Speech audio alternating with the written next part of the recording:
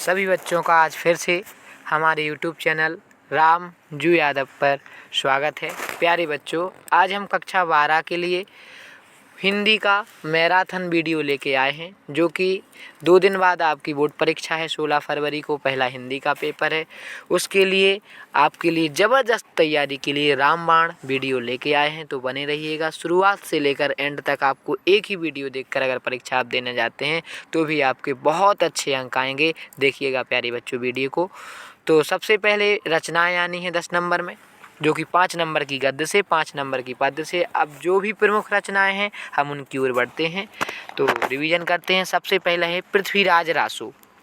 प्यारे बच्चों, पृथ्वीराज रासो के लेखक हैं चंद्रबरदाई, जो कि प्रमुख रासो ग्रंथ है। उसके बाद है बीसल देव रासो। बीसल देव रासो के नरपति नाल हैं। परमाल रासो, परमाल रासो के जगनिक कवि हैं, या आलखंड के भी बेटा जगनिक कवि हैं। कीर्तिलता, कीर्ति पताका इनके विद्यापति हैं। वेरी इंपॉर्टेंट रचना है बेटा, कीर्तिलता, कीर्ति पताका। अच्छा, पदावली गंगावली भी इन्हीं की हैं, विद्यापति हैं, जिन्हें मैथिल कोकिल के नाम से जाना जाता है। इनकी रचना है। चंद छंद वर्णन की महिमा बच्चों इसके हैं कवि गंग। 84 वैष्णव वन की वार्ता और 252 वैष्णव वन की वार्ता, इन दोनों के हैं प्यारे बच्चों गोकुलनाथ। 84 वैष्णव वन की वार्ता और 252 वैष्णव वन की वार्ता, इसके कौन से हैं? गोकुलनाथ। उसके बाद आगे बढ़ते हैं प्यारे बच्चों। अष्टयाम के हैं नाभादास। पहेलियाँ मुकरियाँ के हैं अमीर खुसरो। उसके बाद खलिकबारी, दो सुखने गजल के भी अमीर खुसरो हैं। पहेलियाँ मुकरियाँ के कौन है बच्चों? अमीर खुसरो। पहेलियाँ मुकरियाँ के बाद इंदुमती, जो कि किशोरी लाल गोस्वामी ने लिखी है, हिंदी की प्रथम कहानी है। उसके बाद रानी केतकी की कहानी, ये भी कहानी है इंसाल्लाह खान ने लिखी। परीक्षा गुरु हिंदी का प्रथम मौलिक उपन्यास है, जो कि परीक्षा गुरु लाला श्रीनिवास दास ने लिखा है प्यारे बच्चों। उसके बाद नहुस, जो कि हिंदी का प्रथम नाटक है, जो कि गोपाल चंद्र गिरधर दास ने लिखा। इंदुमती हिंदी की प्रथम क्या है बच्चों? कहानी। एक घूंट, ये क्या है? जयशंकर प्रसाद की प्रमुख एकांकी है और इसे हिंदी की प्रमुख एकांकी कहेंगे। अच्छा, गोरा बादल की कथा हिंदी की सबसे पहली रचना है, जो कि जटमल की है प्यारे बच्चों। और सरयू पार की यात्रा हिंदी का पहला यात्रा वृत्तांत है, जो कि भारतेंदु हरिश्चंद्र जी ने लिखा था। ये भी आपको नॉलेज होनी चाहिए। उसके बाद आगे बढ़ते हैं। रामचरितमानस एक गोस्वामी तुलसीदास जी की रचना है प्यारे बच्चों। रामचरितमानस महाकाव्य है, अवधी भाषा में लिखा। कई बार क्वेश्चन किया किस भाषा में लिखा गया? अवधी भाषा में। और तुलसीदास जी याद रखना राम भक्ति शाखा के प्रतिनिधि कवि हैं। तुलसीदास के बचपन का नाम क्या था? राम बोला। ये क्वेश्चन भी आता है। उसके बाद इनकी और रचनाएं हैं कवितावली, दोहावली, गीतावली, विनय पत्रिका, बरबे रामायण, रामलला नहच्छु, पार्वती मंगल, जानकी मंगल। ये वेरी इंपॉर्टेंट रचना है प्यारे बच्चों तुलसीदास। तो प्यारे बच्चों जानकी मंगल तक तुलसीदास की वेरी मोस्ट इंपॉर्टेंट रचनाएं थीं। उसके बाद सूरदास की 3 रचनाएं बड़ी प्रमुख हैं, सूर सागर, साहित्य लहरी और सूर शारावली। प्यारे बच्चों सूरदास जी अष्टछाप के सर्वश्रेष्ठ कवि हैं, इस बात को जरूर याद रखना। पुष्टि मार्च का जहाज भी सूरदास के लिए कहा जाता है। उसके बाद पद्मावत, जो कि मलिक मोहम्मद जायसी का महाकाव्य है प्यारे बच्चों, याद रखना इस बात को। मलिक मोहम्मद जायसी ज्ञान मार्गी में, किसमें? ज्ञान मार्गी में बेटा प्रेम मार्गी के सर्वश्रेष्ठ कवि हैं बेटा। कौन? मलिक मोहम्मद जायसी। देखो 2 भाग हते निर्गुण काव्यधारा के, एक ज्ञान मार्गी, एक प्रेम मार्गी। ज्ञान मार्गी के कौन है? अपने जी बीजक, जिन्होंने रचना लिखी कबीरदास। कबीरदास को वाणी का डिक्टेटर भी कहा जाता है। तो ज्ञान मार्गी के सर्वश्रेष्ठ कवि कौन हुए बेटा? कबीरदास, जिनकी रचना बीजक। और पद्मावत मलिक मोहम्मद जायसी की रचना, जो कि प्रेम मार्गी के सर्वश्रेष्ठ कवि हैं। अच्छा, बीजक के 3 भाग हैं, साखी, सबद और रमेनी। उसके बाद बिहारी लाल की केवल एकमात्र रचना है बेटा, और उसका नाम है बिहारी सतसई। सतसैया के दोहरे न्यो ज्यों नाविक के तीर, और देखन में छोटे लगे घाव करें गंभीर। उसके बाद प्यारे बच्चों एक और आता है कि रीतिबद्ध, रीतिकाल के कवि हैं केशवदास, बिहारी लाल।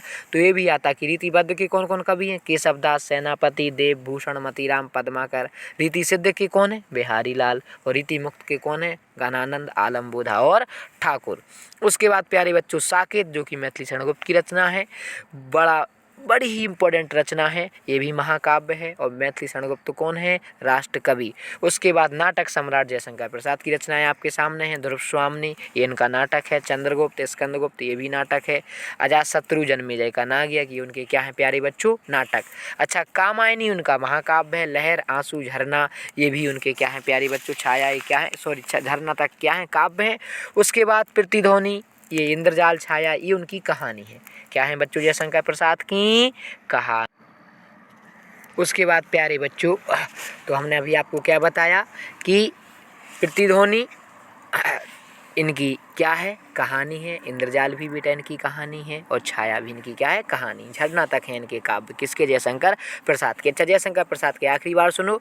ध्रुव स्वामिनी, चंद्रगुप्त, स्कंदगुप्त, वेरी इंपॉर्टेंट नाटक है। और कामायनी इनका महाकाव्य, ये बहुत इंपॉर्टेंट रचना है।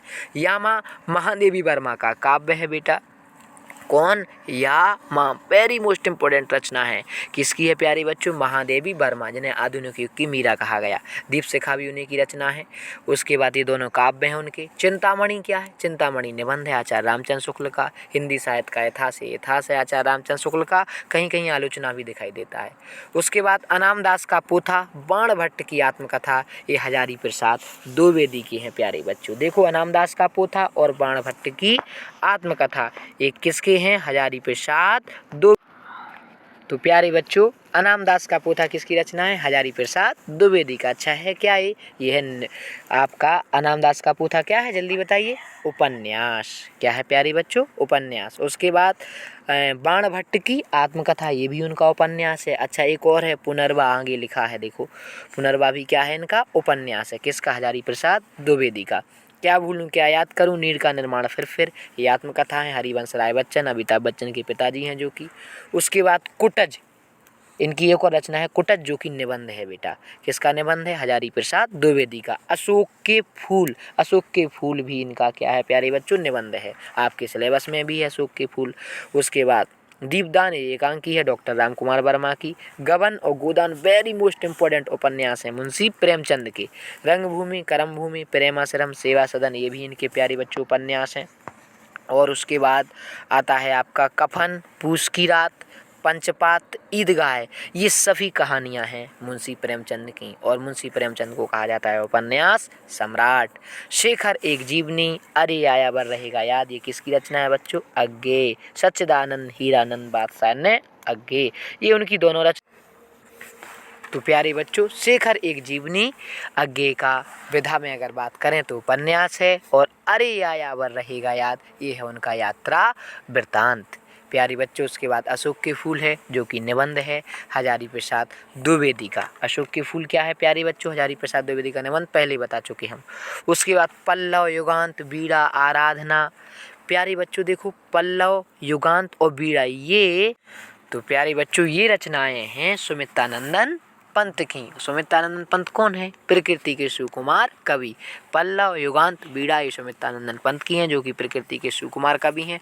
उसके बाद अच्छा ये काव्य हैं बेटा। उसके बाद आराधना, अनामिका, सरोज स्मृति, ये रचनाएं हैं आपकी मैथिली शरण सूर्यकांत त्रिपाठी निराला की। किसकी रचनाएं हैं प्यारे बच्चों? सूर्यकांत त्रिपाठी निराला। अच्छा, इनकी एक और रचना है बहुत मोस्ट, उसका नाम है राम की शक्ति पूजा। ये मैं लिखना भूल गया प्यारे बच्चों। तो आराधना, अनामिका और आपकी एक और कौन सी? स्मृति, सॉरी सरोज स्मृति, ये किसकी रचना है? सूर्यकांत त्रिपाठी निराला की। उसके बाद तो प्यारे बच्चों, उसके बाद अगली रचना है। अच्छा, ये जो सरोज स्मृति है, ये उनकी पुत्री का नाम था सरोज, 18 वर्ष की थी, वो खत्म हो गई थी, उनकी याद में लिखी थी बेटा ने ये सरोज स्मृति। उसके बाद कुकुरमुत्ता भी इन्हीं की है, सूर्यकांत त्रिपाठी निराला की। सरयू पार की यात्रा, ये प्यारे बच्चों राहुल सांकेतन का है जो कि यात्रा। इसके बाद आवारा मसीहा, आवारा मसीहा विष्णु प्रभाकर की जीवनी है। और इसके बाद प्यारे बच्चों जो आपकी अगली रचना है उसका नाम है सरयू पार की यात्रा। तो सरयू पार की यात्रा आपका यात्रा वृत्तांत है, हम पहले ही बता चुके, हिंदी का प्रथम यात्रा वृत्तांत है और भारतेंदु हरिश्चंद्र का है। उसके बाद है प्यारे बच्चों आवारा मसीहा, बहुत ही इंपॉर्टेंट, कई बार पूछी जाती है। आवारा मसीहा आपकी विष्णु प्रभाकर द्वारा लिखित जीवनी है और किसके बारे में लिखा, शरद चंद्र के बारे में लिखा। उसके बाद आवारा मसीहा के बाद बेटा कलम का सिपाही, तो कलम का सिपाही अमृत राय की जीवनी है, किसने लिखी, अमृत राय ने, और किसके बारे में लिखी, मुंशी प्रेमचंद के बारे में। उसके बाद है प्रकृति के सुकुमार कवि कौन है, प्रकृति के सुकुमार कवि हैं सुमित्रानंदन पंत। वाणी के डिक्टेटर कौन है, वाणी के डिक्टेटर हैं प्यारे बच्चों कबीरदास।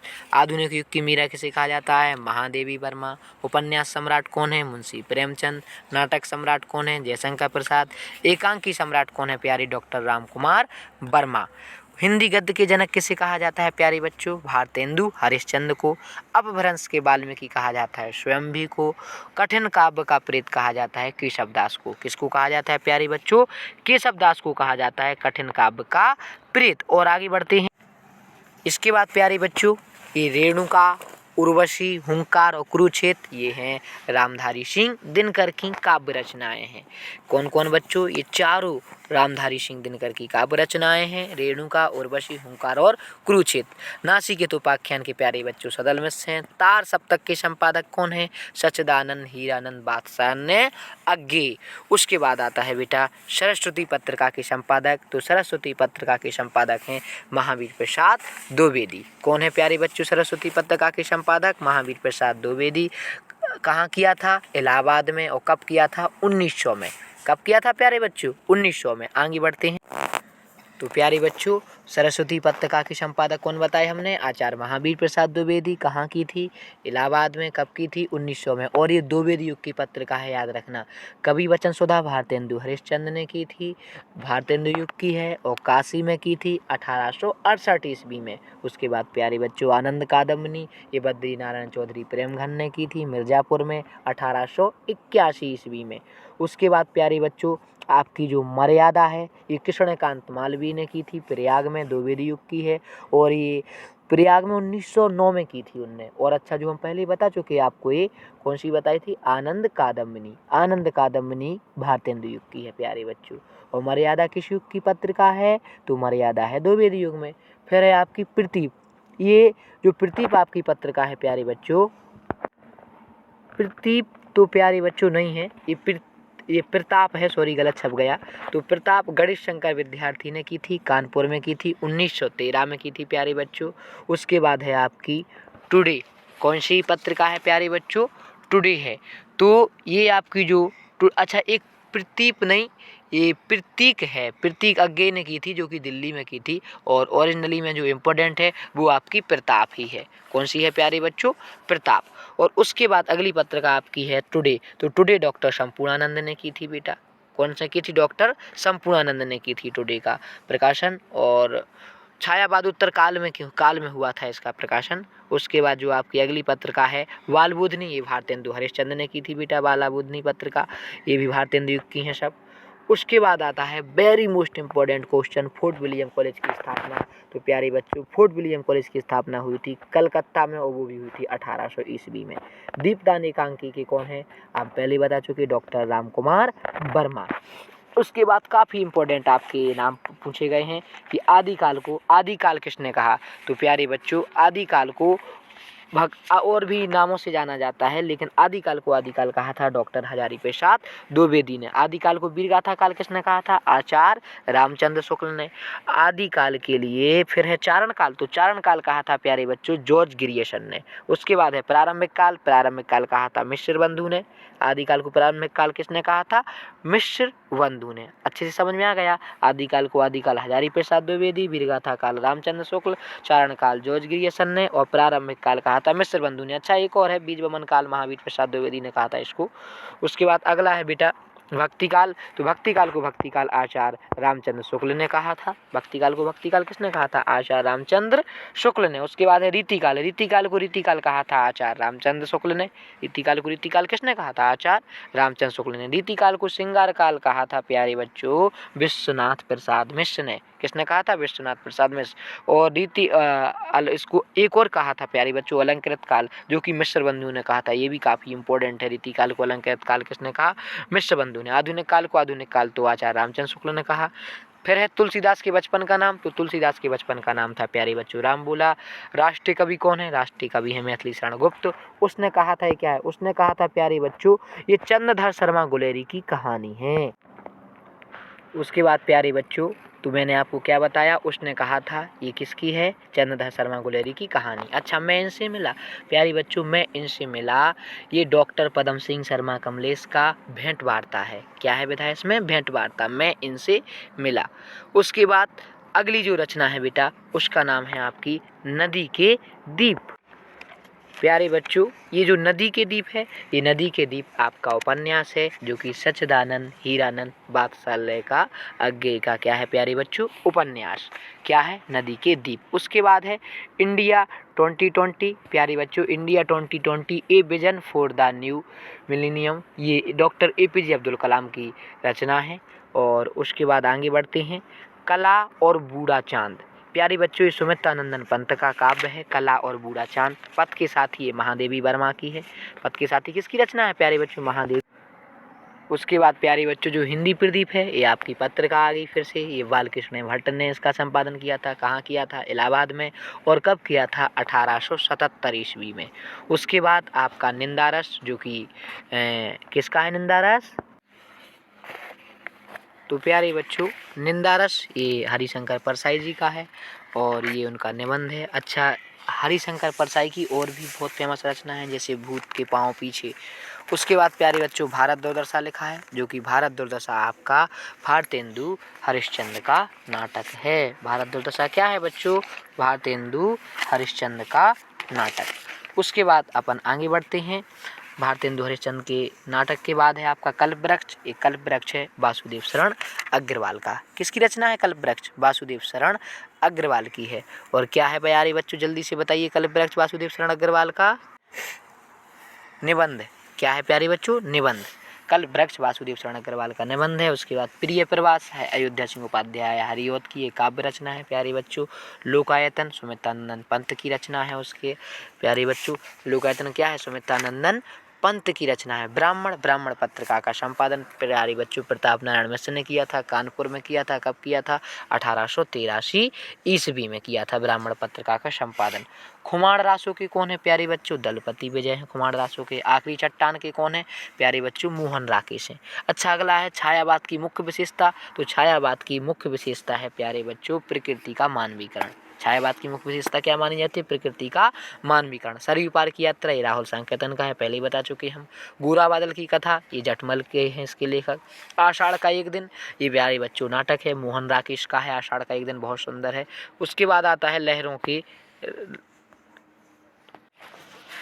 तो प्यारे बच्चों अगली रचना है आपकी प्रिय प्रवास। प्रिय प्रवास अयोध्या सिंह उपाध्याय हरिऔध की है। उसके बाद लोकायतन, लोकायतन सुमित्रानंदन पंत का है।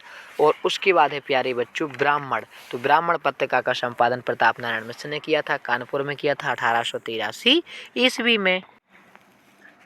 फिर प्यारे बच्चों आपका लोकायतन हमने पहले बता दिया सुमित्रानंदन पंत का है। ब्राह्मण पत्रिका का संपादन हमने बता ही दिया प्यारे बच्चों प्रताप नारायण मिश्र ने किया था कानपुर में 1883 ईस्वी में। खुमाण रासो दलपति विजय की रचना है। आखिरी चट्टान मोहन राकेश की है बेटा। छायावाद की मुख्य विशेषता। तो छायावाद की मुख्य विशेषता है प्रकृति का मानवीकरण। छायावाद की मुख्य विशेषता क्या है? प्रकृति का मानवीकरण। सरयू पार की यात्रा पहले बता चुके। यात्रा व्रत है राहुल संकेतन का। गोरा बादल की कथा किसकी है? जटमल की। आषाढ़ का एक दिन ये मोहन राकेश का नाटक है प्यारे बच्चों। लहरों के राजहंस भी उन्हीं का है, मोहन राकेश का। चेखव एक इंटरव्यू ये भेंट वार्ता है, जो कि राजेंद्र यादव का है। चेखव एक इंटरव्यू। उसके बाद आगे बढ़ते हैं प्यारे बच्चों। सॉरी प्यारे बच्चों वो सरयू पार की यात्रा, हाँ सॉरी पहले बता चुके। भारतेंदु हरिश्चंद्र जो कि प्रथम यात्रा व्रत है। आगे बढ़ते हैं। उसके बाद वेरी मोस्ट इम्पोर्टेंट है प्यारे बच्चों की संस्कृत में कौन कौन से पाठ हैं। तो देखो, संस्कृत भाषा महत्वम, आत्मक एक सर्वज्ञः, महामना मालवीय और सुभाषित रत्नानी, ये संस्कृत की चारों पाठ जान है। 101% इसमें से आपके गद्यांश भी आएंगे, पद्यांश भी आएंगे और साथ में प्रश्न उत्तर भी आएंगे। आप कहेंगे जीवन परिचय साहित्य परिचय गद्य में किसका मोस्ट है, तो प्यारे बच्चों वो है वासुदेव शरण अग्रवाल, हजारी प्रसाद द्विवेदी और APJ अब्दुल कलाम। अच्छा, अगर आप जीवन परिचय लिखो तो जीवन परिचय में एक बात याद रखना, पहले जीवन परिचय में जीवन परिचय लिख देना, फिर रचनाएं, और उसके बाद उसमें कला पक्ष भाव पक्ष नहीं लिखना। अगर साहित्य परिचय आए तो उसमें कला पक्ष भाव पक्ष जरूर लिखना, एक दो लाइन में जीवन परिचय भी लिख देना, और रचनाएं उसमें बहुत इंपॉर्टेंट लिखना, रचनाएं, हिंदी साहित्य में स्थान और कला पक्ष भाव पक्ष। अगर साहित्य परिचय पूछे तो अच्छा, साहित्य परिचय किसका मोस्ट। उसके बाद प्यारे बच्चों आते हैं, देखो 10 नंबर की बहुविकल्पी है, उसके बाद आते हैं आपके गद्यांश, फिर पद्यांश आते हैं। तो गद्यांश में आपके पाठ जो पढ़ना वो राष्ट्र का स्वरूप, जैसे हमने लिखा भूमि पर बसने वाला जन, जन का प्रवाह अनंत है, ये गद्यांश बहुत मोस्ट है। उसके बाद अशोक के फूल वाला पाठ मोस्ट है, जिसमें एक दो गद्यांश आप जरूर पढ़ लेना, अशोक का वृक्ष जितना मनोरम, दुनिया बड़ी भुलक्कड़ है। उसके बाद तेजस्वी मन के संपादित अंश, मैं खासतौर पर युवा छात्रों से क्यों मिलता हूँ, तो इस प्रकार ये पूरा पाठ इंपॉर्टेंट है। वे तो मैंने एक दो लिख दिया, तो राष्ट्र का स्वरूप, अशोक के फूल और तेजस्वी मन के संपादित अंश। अच्छा, कहानी वेरी मोस्ट इम्पोर्टेंट है प्यारे बच्चों, पंचलाइट और बहादुर, इनके नायक का चित्रण भी पढ़ लेना, कथा वस्तु भी लिख देना, और सबसे बड़ी खास बात प्लीज़ हेडिंगों में ज़रूर लिखना। उसके बाद मुक्ति यज्ञ है, मुक्ति यज्ञ आप जरूर हेडिंगों में लिखें, इसके एक दो दोहा भी लिखें प्यारे बच्चों। मुक्ति यज्ञ के बाद अपने ललितपुर डिस्ट्रिक्ट के जो भी स्टूडेंट हैं उनके लिए मुक्ति यज्ञ है, और बाकी अपनी डिस्ट्रिक्ट की तरह आप लोग देख लेना कि हमारी डिस्ट्रिक्ट में कौन पढ़ता है। उसके बाद निबंध कौन कौन सी मोस्ट हैं, विज्ञान के चमत्कार, पर्यावरण प्रदूषण, जनसंख्या वृद्धि, बन रहेंगे हम रहेंगे, मेरा प्रिय कवि, बेरोजगारी की समस्या, साहित्य समाज का दर्पण है। ये हमारी दृष्टि से काफ़ी मोस्ट इंपॉर्टेंट निबंध है बच्चों। और निबंध लिखना तो उसकी हेडिंग रूपरेखा, रूपरेखा में आप सारी हेडिंग लिख देना, प्रस्तावना, उनके बीच की हेडिंग और आखिरी उपसंहार, फिर उनको विस्तार से वर्णन कर देना। अच्छा, इसमें भी आप जरूर दोहा जरूर लिखना। उसके बाद प्यारे बच्चों पद में आपको श्रद्धा मनु वाला पाठ काफ़ी मोस्ट इम्पोर्टेंट है, पवन दूत का, कैकई का अनुताप, प्रेम माधुरी, यमुना छवि और अभिनव मनुष्य, ये वेरी मोस्ट इम्पोर्टेंट पार्ट हैं आपके पद्य से। कुछ मैंने इनके लिखे भी हैं, कौन हो तुम, बसंत के धूप, दुख की पिछली रजनी बीत, ये तो है ही मोस्ट इम्पोर्टेंट। इनको पूरा अच्छे से पढ़ लेना बेटा, क्योंकि कोई भी पद्यांश आ सकता है, उसमें आपको समस्या ना आए ताकि। तो ये पद्य के काफ़ी मोस्ट इम्पोर्टेंट हैं। उसके बाद प्यारे बच्चों आपके छंद में चौपाई, दोहा, सोरठा, रोला काफ़ी मोस्ट इम्पोर्टेंट हैं। 4 में से 101% एक आ जाएगा। और अगर इतना कर सको तो इसके बाद आपको समय बचे तो इंद्र वज्रा और ओपन वज्रा पे भी एक नज़र मार लेना प्यारे बच्चों। अच्छा, चौपाई एक सममात्रक छंद है, इसके 4 चरण होते हैं, प्रत्येक चरण में 16 मात्राएँ होती हैं। छोटा, छोटी, छोटऊ, इन पर एक मात्रा चढ़ाना, बड़वा, बड़ी, बड़ऊ, ए ऐ ओ औ और अंग, इन पर कितनी मात्राएँ चढ़ाना, 2 मात्राएँ। तो इन चारों को अच्छे से कर लेना। दोहा एक सममात्रक छंद है, इसमें 4 चरण होते हैं, पहली और तीसरी चरण में 13 मात्राएँ, दूसरे चौथे चरण में 11 मात्राएँ। सोरठा एक सममात्रक छंद है, दोहे का उल्टा होता है, इसके पहले और तीसरे चरण में 11 मात्राएँ, दूसरे चौथे चरण में 13 मात्राएँ। उसके बाद रोला एक सममात्रक छंद है, इसमें 4 चरण होते हैं, इसके चरण में 24 मात्राएँ होती हैं। ये काफ़ी इंपॉर्टेंट है, इनको किताब से बेटा अच्छे से पढ़ लेना। फिर उसके बाद रस की बात करें तो रस में श्रृंगार, हास्य, करुण, वीर, ये काफ़ी मोस्ट इंपॉर्टेंट रस हैं, ये तो आने ही आने हैं। श्रृंगार रस जब रति नामक स्थायी भाव विवाहानुभाव संचारी भाव से कुछ होता है तो श्रृंगार रस की निष्पत्ति होती है। जब नायक नायिका के मिलने या बिछड़ने का वर्णन होता है उसे भी श्रृंगार रस कहते हैं। आप ऐसे भी लिख सकते हैं। ये 2 प्रकार का होता है, संयुक्त श्रृंगार, वियुक्त श्रृंगार। जब नायक नायिका के मिलने का वर्णन हो तो संयुक्त श्रृंगार, बिछड़ने का हो तो वियुक्त श्रृंगार। ठीक है, इस प्रकार आप सारी रसों की परिभाषा पढ़ सकते हैं प्यारे बच्चों। फिर आपका है अनुप्रास अलंकार, यमक, श्लेष। अलंकार में आपके काफ़ी मोस्ट हैं, अनुप्रास, यमक, श्लेष, उपमा, रूपक, उत्प्रेक्षा, संदेह, अतिशयोक्ति और भ्रांतिमान अलंकार। अनुप्रास अलंकार जहाँ पर एक ही वर्ण की आवृत्ति बार बार उसे अनुप्रास अलंकार कहते हैं। यमक जहाँ पर एक शब्द एक से अधिक बार आए परंतु अर्थ अलग अलग हो, कनक, कनकते, शौगुनी, इसमें आपका तरन, तनु, जठर, तमाल, तरुवर, बहु, छाए। श्लेष अलंकार जहाँ पर एक ही शब्द के कई अर्थ निकलें उसे श्लेष अलंकार कहते हैं। जैसे कि आपका सुब्रन को खोजत परत, कभी व्यभिचारी चोर, इस प्रकार उपमा, रूपक, उत्प्रेक्षा काफ़ी मोस्ट इंपॉर्टेंट अलंकार हैं। और उसके बाद प्यारे बच्चों अतिशयोक्ति और भ्रांतिमान भी काफ़ी मोस्ट इंपॉर्टेंट अलंकार हैं। और उसके बाद अब आगे बढ़ते हैं प्यारे बच्चों संधि की ओर। उसके बाद प्यारे बच्चों ये आपकी इम्पोर्टेंट हमने संधि लिखी हैं। तो संधि में सबसे पहली है यद्यपि। तो यद्यपि में आपकी यण संधि है, इसका बेटा यदि धन अपि, वो संधि विच्छेद होगा। इसका सूत्र क्या था, याद है आपको, इको एणचि, यानी छोटी बड़ी रेर के बाद कोई भी असमान स्वर आए तो क्रमशः क्या हो जाता था, या वा राला। उसके बाद आपकी अन्वेषण, अनु प्लस एषण, इसका संधि विच्छेद था प्यारे बच्चों, इसमें भी अण संधि थी। उसके बाद नयनम, तो प्यारे बच्चों नयनम ये आपकी अयाधि संधि आ गई। ए चो वाया वहा इसका सूत्र था। इसका नियम क्या था, ए ओ आई औ में या अगर किसी भी वर्ण के बाद कोई भी स्वर आ जाए, ठीक है, तो क्या था, ए की जगह पे क्या हो जाएगा, ऐ, ओ की जगह पे औ, आई की जगह पे आए और औ की जगह पे आओ हो जाता था। तो नयनम का संधि विच्छेद क्या होगा प्यारे बच्चों, जल्दी बताइए। ने प्लस अनम, क्या होगा, ने प्लस अनम। कौन सी संधि है इसमें, अयाधि संधि। नयनम के बाद नाय कहा का भी संधि विच्छेद, ने धन अकहा, इसमें भी अयाधि संधि। पाव कहा का पौधन अकहा, इसमें भी अयाधि संधि। शयनम प्यारे बच्चों, शयनम में भी आपकी अयाधि संधि, से धन अनम, ठीक है। उसके बाद पवनहा में भी अयाधि संधि, पूधन अनहा। नाविकहा में भी अयाधि संधि, नवधन इकहा। उसके बाद अगला आता है प्यारे बच्चों ग्रामे अपि। तो देखो ग्रामे अपि में आपकी पूर्व रूप संधि है प्यारे बच्चों। ये पूर्व रूप संधि जो है आपकी, ध्यान से देखना, इसका संधि विच्छेद होगा ग्रामे प्लस अपि, तो क्या आ जाएगा, ग्रामे अपि। पूर्व रूप का सूत्र क्या था, एन पदांतादति।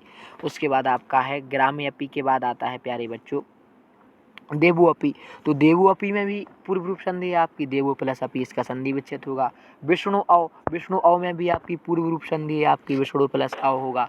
फिर हरे प्लस औ, इसका संधि विच्छेद होगा। इसमें भी आपकी कौन सी संधि है, पूर्व रूप संधि है। तो प्यारे बच्चों आशा करते हैं आपको समझ में आ रहा होगा। अगली है प्रेजते। तो देखो प्रेजते, प्रधन एजते, इसमें पर रूप संधि है, नहीं पर रूपम इसका सूत्र है, प्रधन एजते। अच्छा, ये जो आपकी पर रूप संधि है ये वृद्धि संधि का अपवाद है, और जो आपकी ये पूर्व रूप संधि है ये अयाधि संधि का अपवाद है आपकी।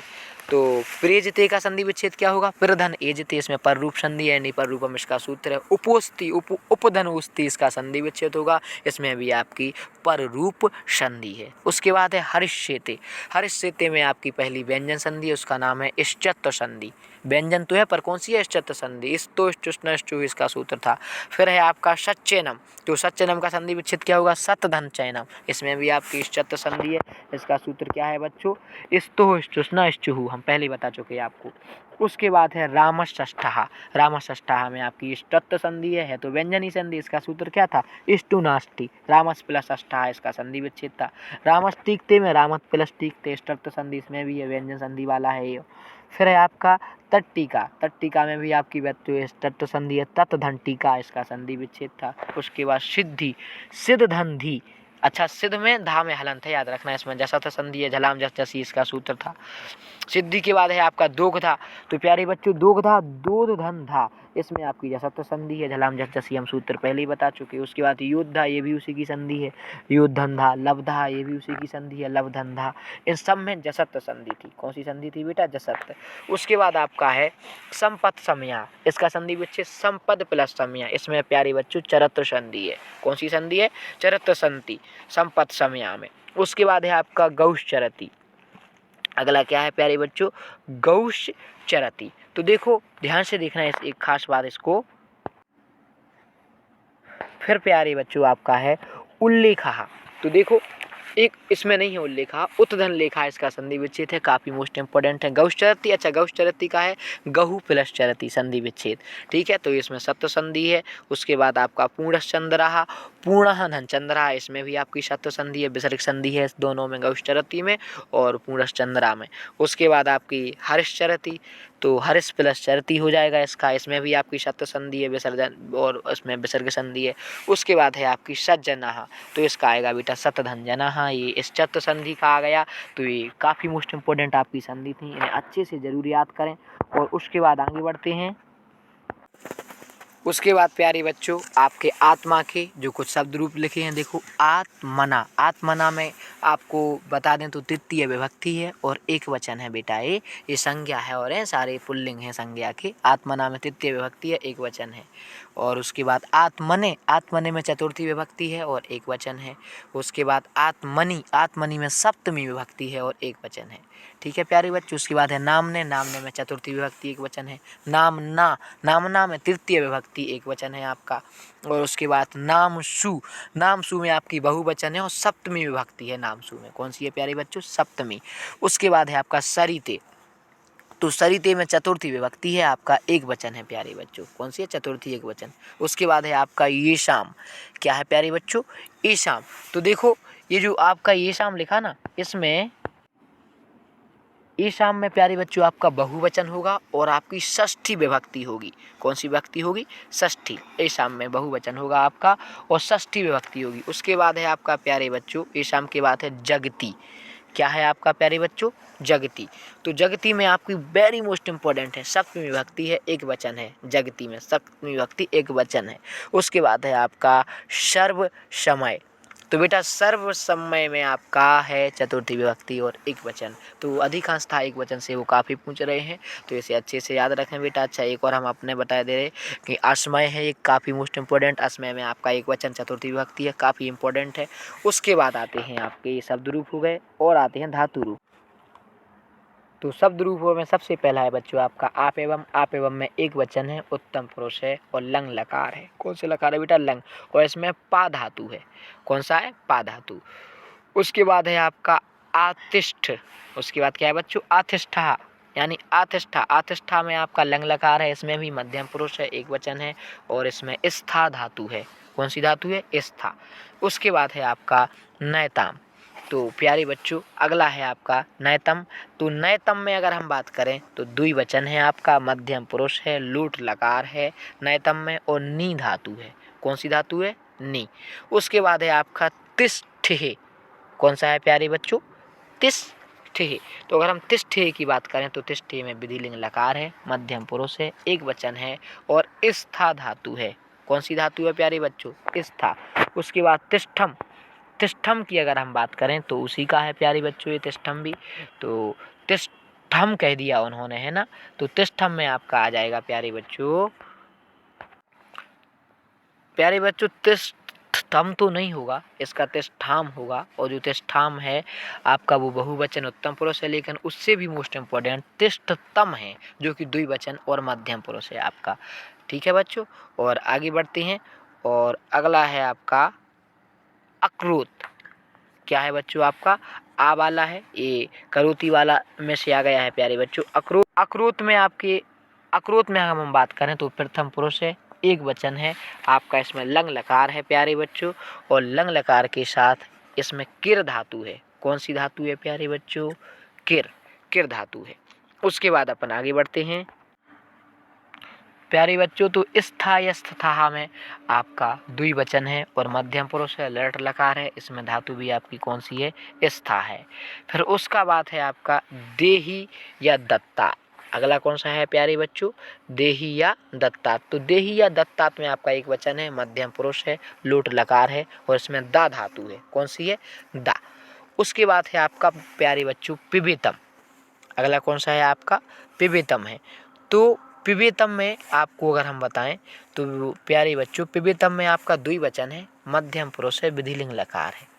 और अगर हम धातु की बात करें तो इसमें धातु है पा। कौन सी धातु है प्यारे बच्चों? पा धातु है इसमें। कौन सी है? पा। और उसके बाद है आपका पिब। कौन सा है प्यारे बच्चों? पिब। अगर हम पिब की बात करें तो इसमें आपका मध्यम पुरुष है, एक वचन है, लोट लकार है और इसमें धातु आपकी कौन सी है? पा। हम पहले ही बता चुके इसमें पा धातु है। आगे बढ़ते हैं प्रत्यय की ओर। इसमें प्यारे बच्चों आपका सबसे पहले है गताहा। तो गताहा में आपका कत प्रत्यय आधा का होता है, ठीक है, इसमें गम धातु का है। और उसके बाद है आपका दत्तवा। दत्तवा में आपका कत्वा प्रत्यय है, इसमें दा धातु है। कौन सी धातु है? दा। उसके बाद है पठितव्या या पठितव्या में एक ही बात है, इसमें तव्यत प्रत्यय है। कौन सा है? तव्यत। प्रत्यय पूछते हो आपसे और इसमें पठ धातु है। उसके बाद है धनवान। धनवान में बतुप प्रत्यय है बेटा, बान आ गया ना, तो बतुप है इसमें। और एक बात खास याद रखना है, इसमें धन आपका जो है वो शब्द रूप जुड़ा है।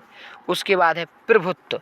तो प्यारे बच्चों प्रभुत्व या प्रभुत्वम, इसमें तो प्रत्यय है, इसमें प्रभु शब्द जोड़ दिया गया है। और उसके बाद है अगला आपका पठनीय। पठनीय या पठनीयम या पठनीय, इन सभी में अनियर प्रत्यय याद रखना। ये पठ धातु जोड़ी है इसमें। कौन सी धातु जोड़ी है प्यारे बच्चों? पठ धातु जोड़ी है। उसके बाद है आपका कृत्वा। तो कृत्वा में आपका कत्वा प्रत्यय है, इसमें किर धातु है। कौन सी है? किर। उसके बाद है आपका प्यारे बच्चों महत्वम। तो महत्वम में आपका तो प्रत्यय है और महत शब्द जोड़ दिया है इसमें। कौन सा जोड़ दिया है? महत। उसके बाद है आपका पठित्वा। अगला कौन सा है प्यारे बच्चों? पठित्वा। देखो एंड में त्वा आ रहा है ना, तो पठित्वा में त्वा प्रत्यय है। कौन सा प्रत्यय है प्यारे बच्चों? त्वा। सॉरी, कत्वा प्रत्यय। त्वा है ना इनमें, पठित्वा। तो कत्वा प्रत्यय और पठ धातु है। कौन सी धातु है प्यारे बच्चों? पठ। तो ये हो गया आपका पठ धातु का और उसमें कत्वा प्रत्यय था। उसके बाद आपका अगला है दातव्या। कौन सा है भैया? दातव्या के या दातव्यम के, तो इसमें तव्यत प्रत्यय और दा धातु है। उसके बाद अगला है प्यारे बच्चों आपका गत्वा। तो गत्वा में गम आपकी धातु है, कत्वा प्रत्यय इसमें। त्वा है ना, तो कत्वा प्रत्यय गत्वा में। ठीक है, तो आपका ये गत्वा हो गया। उसके बाद है कर्तव्यम। कौन सा है प्यारे बच्चों? कर्तव्यम। कर्तव्य कह दें या कर्तव्यम कह दें, तो इसमें किर धातु है और तव्यत प्रत्यय है। कौन सा प्रत्यय है? तव्यत। आगे बढ़ते हैं। उसके बाद प्यारे बच्चों आपकी विभक्ति आएंगी। इसमें है विद्यालयम निक्षा जलाशयः अस्ति। तो देखो विद्यालयम निक्षा जलाशय अस्ति में द्वितीय विभक्ति है। इसका सूत्र आपको अच्छे से याद होगा। अभितः परितः समय निक्षाः प्रतियोगे अपि। फिर है ग्रामम परितः उपवनानि सन्ति। प्यारे बच्चों ग्रामम परितः उपवनानि सन्ति, इसमें भी आपकी वही द्वितीय विभक्ति है और वही सूत्र आ जाएगा। फिर अगला है शाह पादेन खंजः अस्ति। तो प्यारे बच्चों इसमें तृतीय विभक्ति है, शाह पादेन खंजः अस्ति। और तृतीय विभक्ति का आप सूत्र ये नांग विकारः। इसका सूत्र क्या है प्यारे बच्चों? ये नांग विकारः। फिर अगला है आपका भिक्षुकः का है, भिक्षुकः शीर्षा खल्लवाटा अस्ति। इसमें भी आपकी तृतीय विभक्ति और आपका वही सूत्र होगा। ठीक है ना। उसके बाद आपका है सा शीर्षा, सॉरी शीर्षा लिखा, साहा शीर्षा खल्लवाटा अस्ति। इसमें भी आपकी तृतीय विभक्ति है प्यारे बच्चों। उसके बाद आगे बढ़ते हैं। तो अगला लिखा है आपका माता पुत्रेण। अगला क्या लिखा है प्यारे बच्चों? आपका माता पुत्रेण। देखो एक बात खास याद रखना, तृतीय विभक्ति में भी आपके दो हैं। कितने हैं प्यारे बच्चों? दो हैं, है ना। तो आगे वो कह रहे हैं, देखो दो हैं, एक तो इनांग बिका रहा है, एक है संयुक्ति प्रधान है। तो माता पुत्रेण साकम स्वाहा आगमिष्यति, इसमें आपका बेटा संयुक्ति प्रधान है, लेकिन विभक्ति तो आपकी कौन सी आएगी? तृतीय ही आएगी। ठीक है। उसके बाद है श्री गणेशाय नमः। इसमें आपकी चतुर्थी विभक्ति है। इसका सूत्र है नमः स्वस्ति स्वाहा स्वधा अलम बसठ योगाच। ठीक है। उसके बाद रामाय स्वाहा, इसमें भी चतुर्थी विभक्ति। आग्नेय स्वाहा, इसमें भी चतुर्थी विभक्ति। फिर है वाल्केषु अरविंद श्रेष्ठा अस्ति। इसमें प्यारे बच्चों चाहे आप षष्ठी लगा दो या सप्तमी लगा दो। ठीक है, ये आपकी सातवीं विभक्ति हो गई। आगे बढ़ते हैं।